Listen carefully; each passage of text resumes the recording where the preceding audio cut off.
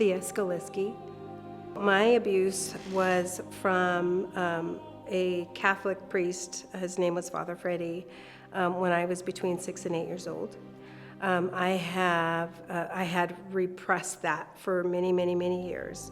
I met my husband at 15, so this is going to tell you a little something. We got married at 18. He didn't know anything about it until I was 40 years old. When I was 40 is when I was reading in a newspaper about a similar situation than mine that I, at the time, thought I was the only one that Father Freddie had abused. And when I read that in the newspaper, things just flooded. Apparently, I held on to that for many, many years. When I read that, it came out. I feel like people who have this history of sexual abuse or something traumatic that has happened to them, your body knows. Your body knows by maybe some depression, things like that. Some people even have addiction issues, which I do not. But there's just something there that you can't explain. So it's this thing that just keeps, I guess, growing inside you.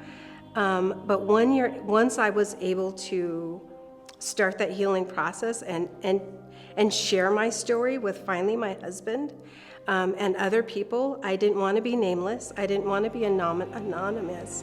I wanted the Catholic diocese that we were working with, the Northwest Jesuits diocese, I wanted them to know what happened. And so I think when you finally admit that and know that it was not my fault, this priest was a predator, he groomed me, and I know all this now, I think it started a healing process for me. What changed for me was, I guess for me, was knowing that I was not alone, because there was more.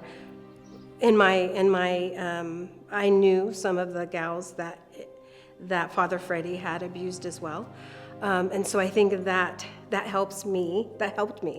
Like, okay, I was not alone, and it felt believable. I felt like once I was able to share my story, I felt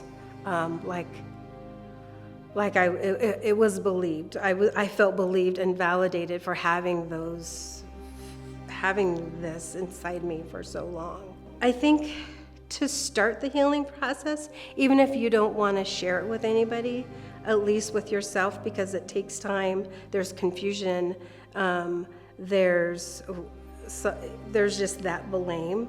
I think